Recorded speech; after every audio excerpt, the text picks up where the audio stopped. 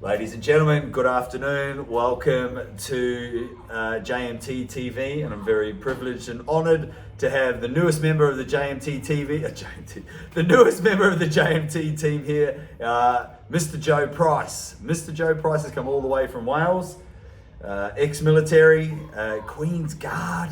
I find that quite amazing. I love myself a little bit of English history, Welsh history. I love it, love it, love it, love it. So we're very privileged to have him here, ex-military PDI as well. Joe, how are you? I'm awesome. I'm good, thank you. Thanks for having me. Yeah. And I just want to say, guys, it's been such a privilege to be part of the team for the last, I think it's 2 weeks on Friday, and I've been welcomed in, and I can't thank you and Liz enough. So no, you're welcome, man. No, the privilege is all ours. Remarkable background, tons to say, but first of all, like in a even just a short little like an elevator pitch, give us a little overview, mate. Elevator pitch, 90 seconds, and this will probably blow out to about 15 minutes, but it's all right, we want to know. Give us a little bit of your background, Joe, just a little bit. I shared a tiny fraction, but you obviously got a great career. So I've trained for most of my life. My older brother started off, and I was only 12 years old, and he had a weights bench in my grandmother's bedroom. So I imitated him. We were all very heavy kids, as our parents just fed us junk food. I mean, no fault of their own. They were busy parents. They just they fed us what we wanted rather than what we should have had. And so I was quite overweight all the way through school. But I was playing rugby, so I had a kind of excuse for being the chubby one, because I was a second row, so I was a little powerhouse. So they said. But then I wanted to join the army ever since, the military ever since 9/11. I mean, I was only 11 years old when it happened. Wow. But it wasn't as much as getting vengeance against the Taliban. I just got obsessed with watching the army on TV and seeing the helicopters and tanks non-stop, and I followed it on the news for 3 years, and that sort of want to join never really left me, and so I ended up joining the Navy originally when I was 17, because the army was full because of the time it was the financial crisis back in 2008. So anyway, cut long story short, I wanted to join the army or the Navy, but I got told I was too fat, and but he was right, he really was, and that's what basically started my ambition to start losing weight, because I had to, because he literally wouldn't let me join unless I was at a set weight. Wow. So then I did all I knew to do, which was just to run, because I was living in the valleys back in Wales. I just put weight on my back and I just ran the weight off. Like, obviously I had age on my side, luckily, and I was just burning more than I was eating, so I lost I think about 15 kilos all in all. So at my heaviest I was 17 stone, so that must be about 120 kilos when I was 16. So very, very heavy. That is steady in the breeze, brother. That is steady in the 16. No wonder you're playing rugby. I was playing rugby though. No wonder you're playing rugby. You probably play for Wales, mate. Jesus Christ. Absolutely. So then, I ended up joining, and like I said, I walked away with the recruits of the top recruit award and the best at physical training award. So wow, turned it right around. And then ever since, when I got back from Afghanistan in 2012. The meaning changed entirely for me, because I went from wanting to be physically fit and wanting to look good to then basically, I know it's as drastic as it sounds, is having a reason to get out of bed. I lost 5 of my friends got killed when I was in Afghanistan, and when I got back, I just generally didn't know how to mingle back into society again. And a lot of my friends who I was living with, because we were living in the barracks, they were going out and on the drink and fighting every night, and I knew I didn't want to go down that road. And I used to lock myself in my room, and just if they were trying to persuade me to go out drinking, I would basically hide in the gym. And I would be under a barbell, just like they won't see me here. At first I was in there, I wasn't even training. First of all, it was just to hide from the guys. It's just the only place that you really hide. But then then I started training, started weightlifting, started getting into CrossFit. And I'd spend my evenings, hours and hours, just under a barbell, and that's what in terms of then where that led to, in terms of programming my diet and my training, my mobility, and that's what kept me afloat for many years. I finally went forward and had counselling about 3 or 4 years later, but in that time before actually going to speak to someone, I don't know what I would have done if I didn't have training, and if I didn't have, like I said, if I wasn't feeding myself the right food, because once again, the two went hand in hand. I needed to take my training more seriously, so I started eating better, and then, like I said, it was a fire that sort of filled itself, alternating back and forth between the two, and so I'm not laying this on thick. I generally don't think I'd be here today if it wasn't for training. Wow, mate, I am even more curious. What a remarkable story. What a remarkable story.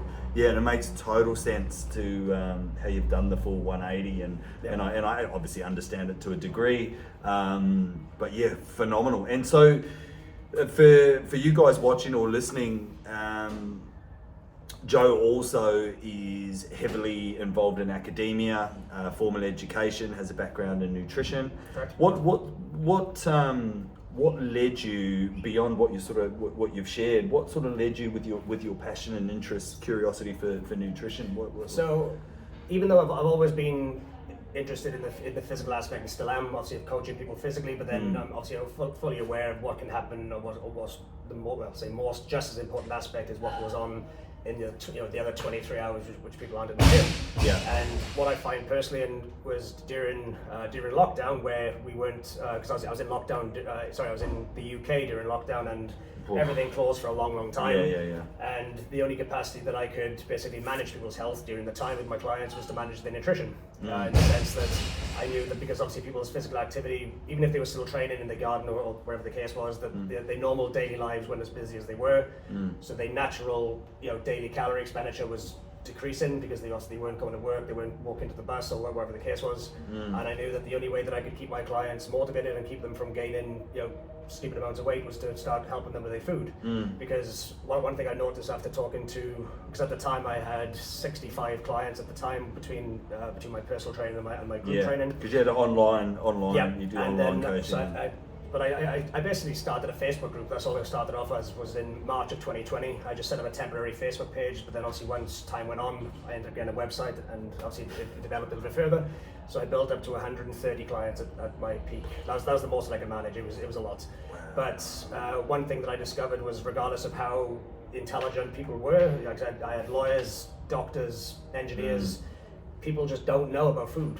So it's something that we're never taught about. I mean, I remember getting taught how to bake bread in school. But we're not taught about, we're not taught what calories are, what the individual macros are, and what they do. And I just think it's, considering it powers us and it fuels our life, it's shameful in the way that they don't try to find some space in there to teach people about food. Yeah, good point. Yeah.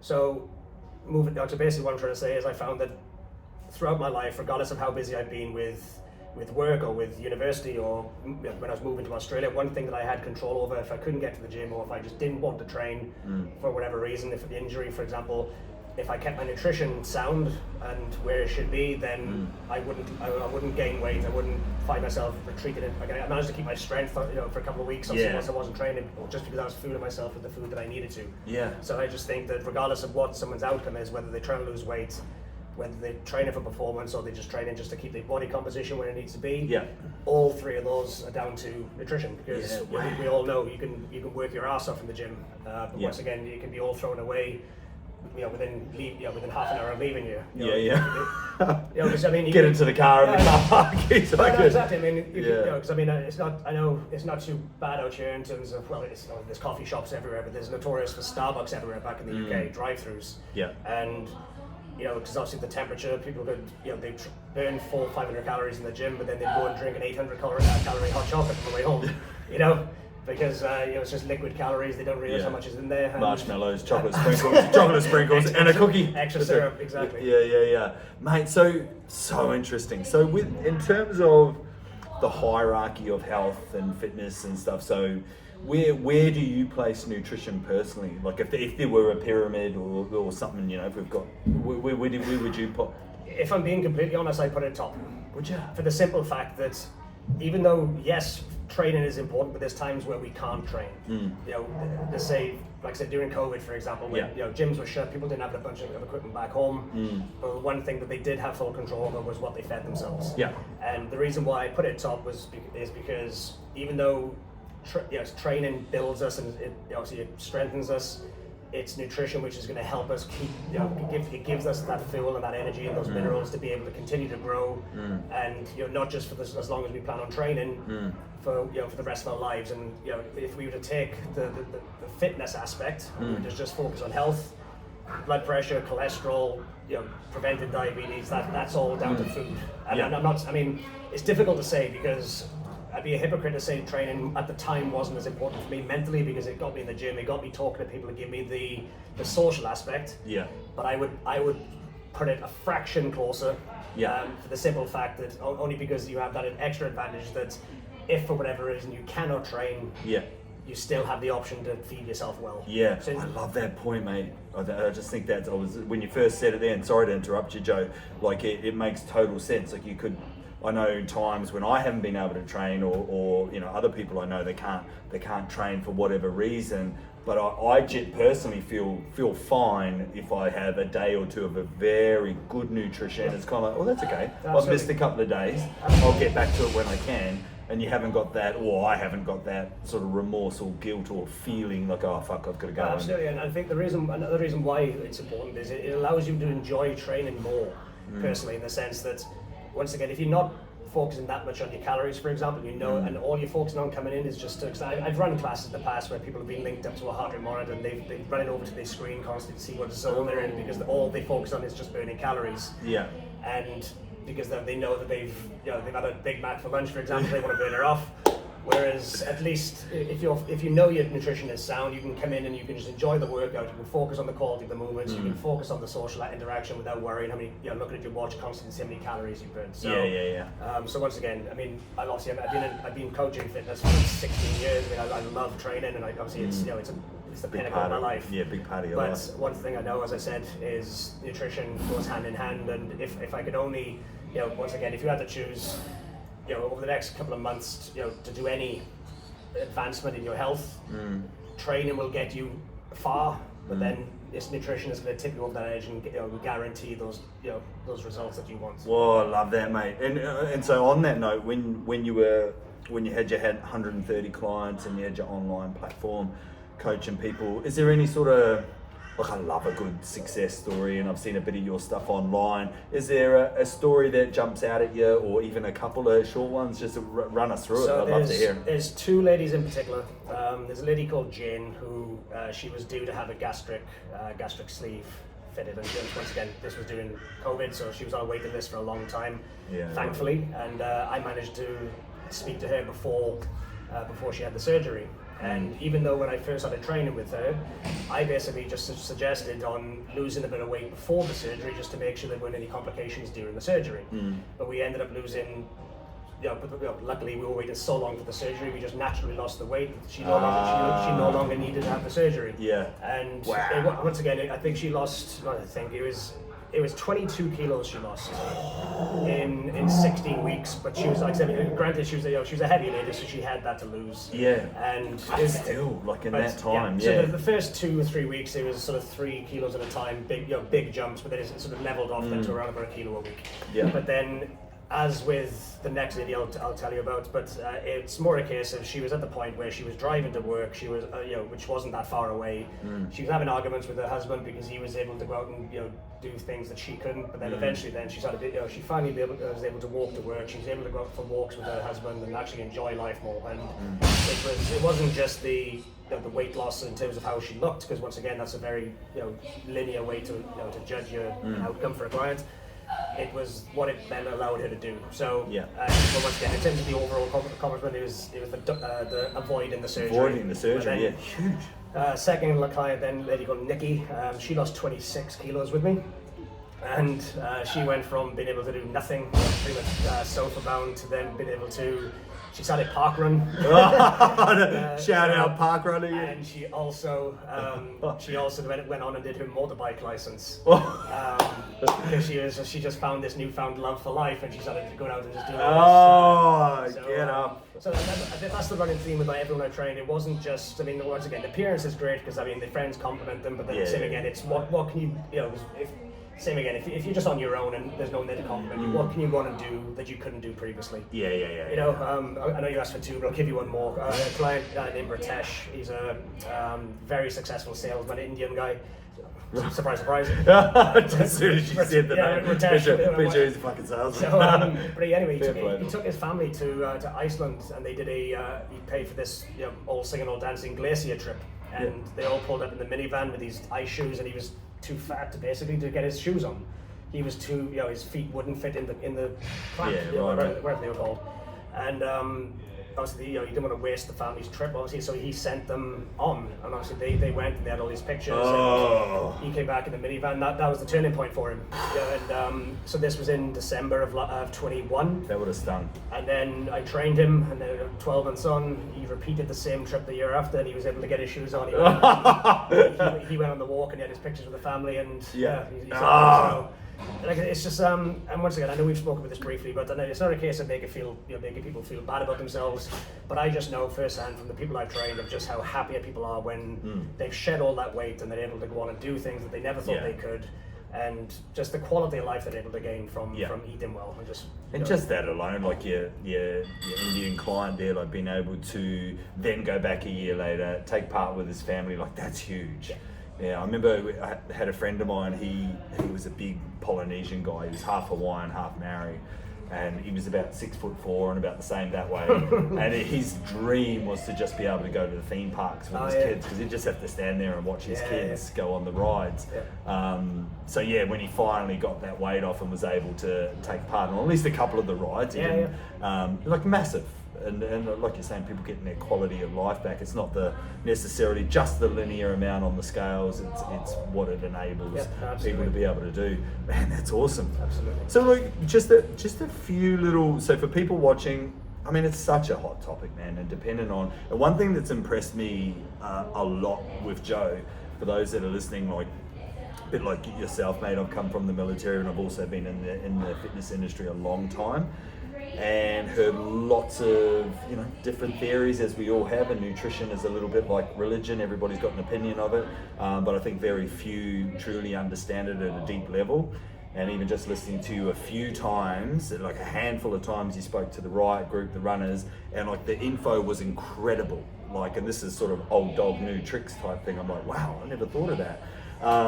So to tease out a few more resources from that magnificent mind of yours, a couple of tips. Like, there might be people that are listening or watching that are like, one, they might want to start a weight loss journey, or we'll keep it simple. One, they might want to lose a bit of weight, start that journey.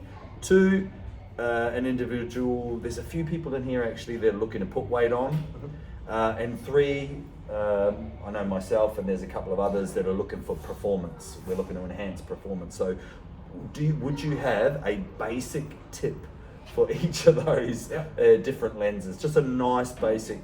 So luckily the weight loss and the weight gain aspect is, I say, simple. It's simple in theory, but it's difficult to apply long term. And as much as people resent hearing this term, there is no arguing against calories in, calories out. I know people hate those words, with the minor exception for some medicines and for some hormonal imbalances. Obviously, if you do have issues with your thyroid, which is a genuine problem and is quite common, but outside of those aspects, it's what's known as the law of conservation of mass and energy.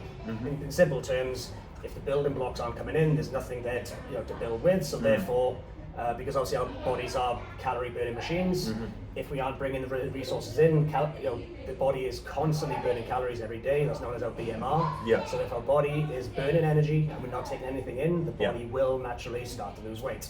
I know it's a horrible example to use, but if you look at nations where we don't have, there's no food, or it's saying the word, just Africa, for example. That's why there's also an issue with starvation, in the sense that they just haven't got this constant access to food that we have. And it's once again, in terms of the weight gain, if there's weight, if there's more calories coming in than you're exerting, you will naturally start to gain weight. If there's a stimulus being presented in the form of weight training and you're breaking down muscle, after a couple of pounds of gain in fat, the body will understand that it needs to use those resources to build. As long as if there's a constant stimulus and there's a requirement to build muscle, eventually the body will start to use that energy to start building muscle cells. Eventually, but I waited 45 years for this moment.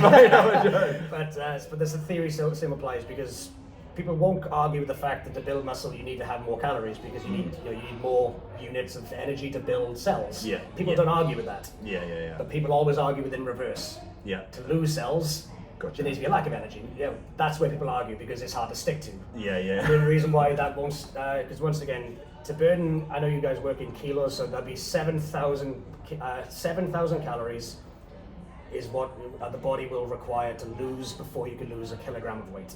So you need to be in a deficit of 7,000 calories. So let's say, for example, if you put yourself in a deficit of 350 calories a day for 10 days, you would be guaranteed to lose a kilo. Wow. Okay. Yep. Okay. Same in reverse. If you ate in excess of 350 calories a day for 10 days, you would likely gain a kilo. Gotcha.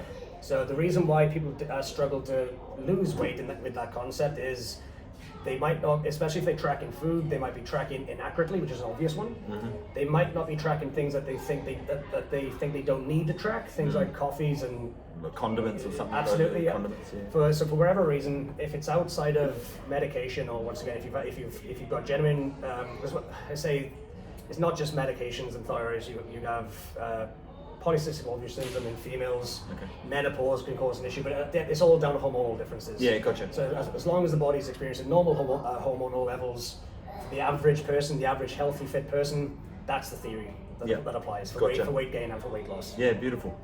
As for performance, same theory in the sense that if you're trying to maintain as much energy as you can to keep your workouts fueled the best you can, you need to make sure, the likelihood is if you're performing to a high rate, you're probably burning a heavy amount of calories. Yeah.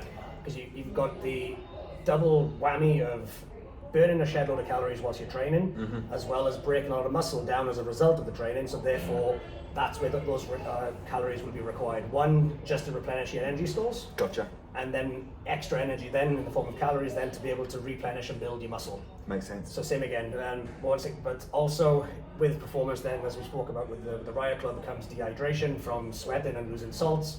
So it's not just a case of having the big macronutrients, again the carbs and the proteins and the fats in. The hydrating. It's also worrying about your micronutrients, your vitamins, your minerals, your fluid levels. So it's once again, it sounds a lot more complicated than it is, and that's why I believe as long as people eat that, I know people don't like that term balanced diet, but for as long as people are having a good source of protein, eating vegetables, eating their fruits where all of these minerals can be found, it doesn't have to be complicated. And one thing that I proved to people during my program was it's not a case of I can either eat the way I can now, or I do now, or I have to eat like a rabbit for the next 12 weeks. Yeah. Because based on the calorie theory, and even though it wouldn't be the best for health, I mean, like I said, your blood pressure and your cholesterol would be through the roof, but you could maintain your weight eating macros if you wanted to. Yeah. If I needed 2,000 calories, if I had a muffin for breakfast and a Big Mac for lunch, as long as it was under my 2,000 calories, I would stay the same weight. Once again, my health would deteriorate. Yeah, that's right. In terms of my stats would obviously be all over the place, but in terms of my body weight, that would it would be able to be okay to stay the same weight. Yeah. But like I said, that you wouldn't be able to perform on that food. Yeah. And like I said, you wouldn't be in the best of health. But all those markers would be all over the place. Exactly. But in terms of your body weight or your body mass, you would be able to sustain yourself eating that food. Jesus, ladies and gentlemen. Which is good news, because once again, if the weekend comes and you fancy your macros or it's like I say, go for gold. And Fuck, I'm in. But that's the same for a lot of clients assume that they had to give up alcohol, they had to give up meals with the family. It's you don't have to give up anything. You just it's the frequency and the consistency of what you do in terms of the and I don't want to call them bad habits. Just the reason why they would be considered bad is for a beer, for example, it would be the same in a beer as it would be in a decent sized meal. So that's the difference. When it's liquid calories, because we don't just drink a beer. Yeah, if you're we like me, 752. it's in the double figures. So it's and that's typically what people do to trip themselves up is they'll do well for a certain amount. They might be just getting to the point where they might lose that kilo, and they'll just do something then which puts them back into that surplus. Which prevents them from getting into that deficit, because 7,000 calories is a lot, obviously. Yeah, and that's the whole time conversation, isn't it? Absolutely. We get hung up on, we slip up during the day, like you said, maybe we push out and have a burger, and we've had a couple of beers. It's not the end of the world, exactly. is it? Or people might trip up on a Wednesday or a Thursday, they think, I've ruined this week, I'll start fresh on Monday. And it's a case of treating every single day as an individual day, and just being consistent and persistent, and then for as long as you are being honest with yourself and doing what you know to do, the results will follow. Love that, mate. Love that. Like, really love that. I hope you guys get that, because that's some gold insights and knowledge there. It's really good. Well, just signing off. Any sort of non-negotiable for you in terms of as a trainer? As an ex-PDI, do you have any sort of hard line principle, rules, non-negotiables? So, anything? Spring to Don't mind. be, it's a case of not being afraid to make it an arse of yourself every now and again. in the sense of, and I know we use terms like comfort zones and we use different terminologies, but it's a case of trying to understand exactly where you are now, where you want to be, and choosing something which isn't completely unrealistic, that it's going to take you 5 years to achieve. Even though you can have that vision down that goal, is just choosing something that is going to challenge you enough that if because CrossFit is a perfect example. Yeah. For people who can't do pull-ups, can't do, they see people doing muscle-ups, they see people doing all this weird and wonderful stuff. Come in and just try, be willing enough to make a little bit of a dick of yourself so that you can progress. Yeah. And I think my only non-negotiable is being satisfied with where you are. Yeah. Because I don't think that anyone, and I know it's a lovely thing to say, is like you're great the way you are. Yeah. And that might be, but you're not fine the way you are. You can be better than what you are. Yeah. I know that sounds very No, it's cliche, good, man. It's but it's perfect. just don't settle. Whatever you've achieved, give yourself a pat on the back and just ask yourself what's going to be next, and just don't settle with what you have. Always strive for more. Oh, I love that, and I just love the fact, like your level of humility, the way you are, and how you explain that. I just think it's really neat. Like, it's neat for people to hear, because I know sometimes people not necessarily put people on pedestals, but trainers and ex-military like yourself, they get a bit of a cookie cutter impression, and to hear somebody like yourself just explain it's okay, accept as you are, but no, you can be better. Yep. And just come in as you are, and there's that potential to grow and change. I mean, I'll be honest. I mean, since I started back my university term, going back 3-4 weeks ago, but even before then, since I moved to Australia, I've just been, bearing in mind, I've been working towards this goal for the last 10 years. I moved to Australia and I was living out my dream. And because I was so excited to be here, my priorities changed. I was just going to the beach every day. I was just making the most of all the different foods that we got here. And I've put on 5-6 kilos since I moved to Australia. Obviously, certain reasons. One, because I'm just a greedy shit, right? Because I was greedy. I stopped training jiu-jitsu as much as I was, injury and everything else. But anyway, my life changed and I gained weight. But I knew I was, but I just thought, screw it. I've trained my ass off for a couple of months. I'm just going to enjoy the rewards of what I've worked towards, and it just falls in perfect time with obviously what we've got coming up in the next couple of weeks. That I'm now going to get my shit together and going to drop the weight. That's what I'm trying to say is help us all get our shit together. Right? Exactly, we've all got our problems. We've all got shit going on, and I mean ultimately it's understanding that we can catch it before it gets too late. And like I said, nobody's perfect. And but it's understanding when it's time to, like I said, sort yourself out. Time to just come on back. No, but absolutely, like I said, even though I don't do things perfect 100% of the time, I don't expect anyone to. It's because that's not tough. It's a tough benchmark. Absolutely. Trying to do that. No, absolutely, and it's not sustainable. So, agreed. But like I said, I just tipped the scales a little bit too much. I was just playing a little bit too harder than I was working. But just enjoying the beach. Absolutely. Man, totally entitled to it. Mate, Joe, honestly, thank you for your time, brother. It's a pleasure, mate. Thank you for your wisdom and your insights again. I know people get a lot of benefit. Watch this space, ladies and gentlemen. If you want to reach out and even just talk to Joe, as you can tell, he's a wealth of knowledge and he's very happy to have conversations with people. I've been super impressed in the few conversations that Joe and I have had.